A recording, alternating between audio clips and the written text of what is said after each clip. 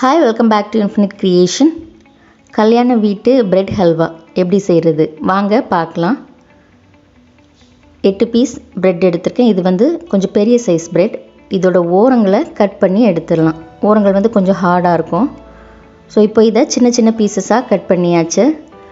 அடுத்ததாக இதை ஃப்ரை பண்ணி எடுத்துடலாம். எல்லா பிரெட் பீஸும் நல்லா முங்குற மாதிரி அதை அழுத்தி விட்டுக்கோங்க.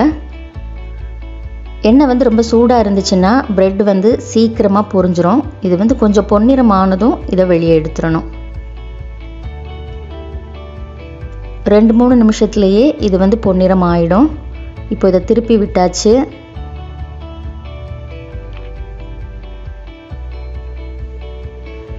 எல்லா பிரெட் துண்டுகளையும் நான் பொரிச்சு எடுத்துட்டேன். இந்த நிறம் பாருங்கள், இந்த கலரில் இருக்கணும். ரொம்ப டார்க் ஆகிடுச்சுன்னா அல்வா வந்து ரொம்ப பிளாக் கலரில் இருக்கும். சுகர் சிரப் தயார் செஞ்சிடலாம். 1 கப் சுகர் எடுத்துருக்கேன். இனிப்பு அதிகமாக விரும்புகிறவங்க 1.5 கப் வரை தாராளம் சேர்த்துக்கலாம். 1 கப் சுகருக்கு 3/4 கப் அளவு தண்ணி சேர்க்குறேன். நீங்கள் சுகரோட அளவை கூட்டும்போது தண்ணியோட அளவையும் பார்த்து சேர்க்கணும். தண்ணி வந்து கொஞ்சம் அதிகமாக சேர்த்திங்கன்னா ஹல்வா வந்து கொஞ்சம் இளக்கமாக இருக்கும். கொஞ்சம் கட்டியாக வேணும் அப்படின்னா 3/4 கப் தண்ணி கரெக்டாக இருக்கும். ஸோ இந்த சுகர் சிரப்பில் ஃப்ரை பண்ண ப்ரெட்டை சேர்த்தாச்சு. இதை வந்து நல்லா மிக்ஸ் பண்ணி விட்டுலாம். சுகர் சிரப்பில் ப்ரெட் வந்து நல்லா ஊறிடுச்சுன்னா அது சீக்கிரமே உதிர்ந்து வர ஆரம்பிச்சிடும். ப்ரெட் ஹல்வாக்கு ப்ரெட் வந்து ரொம்ப பொடிஞ்சு போகக்கூடாது. ரொம்ப பொடிஞ்சிச்சுன்னா பார்க்குறதுக்கு கொஞ்சம் டிஃப்ரெண்ட்டாக இருக்கும். கொஞ்சம் பொடிஞ்சு கொஞ்சம் பொடியாமல் துண்டுகளாக இருக்கிறது தான் பார்க்குறதுக்கு நல்லாயிருக்கும். இந்த டெக்ஸ்சர் வர்ற வரைக்கும் நல்லா கிளறி விட்டுக்கோங்க. கல்யாண வீட்டிலலாம் பார்த்திங்கன்னா இந்த மாதிரி தான் இருக்கும். கொஞ்சம் உதிர்ந்தும் உதிராமலும் தான் இருக்கும். ரொம்ப மாவு மாதிரி வேணும் அப்படின்னு நினைக்கிறவங்க இன்னும் நல்லா கிளறி விட்டுக்கலாம்.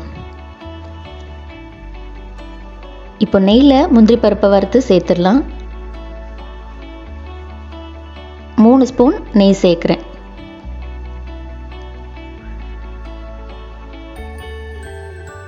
நெய் விருப்பம் இல்லாதவங்க கொஞ்சம் கம்மி பண்ணிக்கலாம்.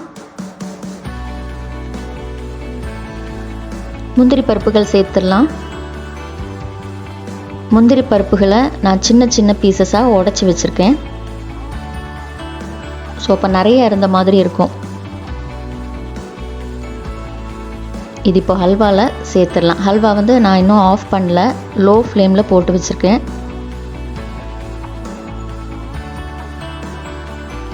நல்லா மிக்ஸ் பண்ணி விட்டுடலாம். இந்த நெய்யில் பிரெட் ஹல்வா வந்து நல்லா மிக்ஸ் ஆகணும்.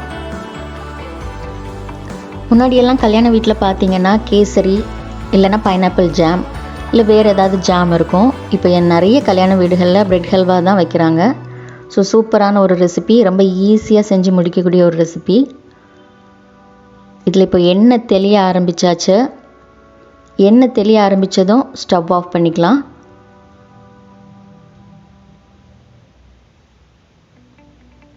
சூப்பரான பிரெட் ஹல்வா ரொம்ப ஈஸியாக தயாராகிடுச்சு. கொஞ்சம் பிரெட், கொஞ்சம் சுகர், கொஞ்சம் கீ இருந்தால் மட்டும் போதும். உடனே தயார் செஞ்சிடலாம். சூப்பரான பிரெட் ஹல்வா நீங்களும் ட்ரை பண்ணி பாருங்கள்.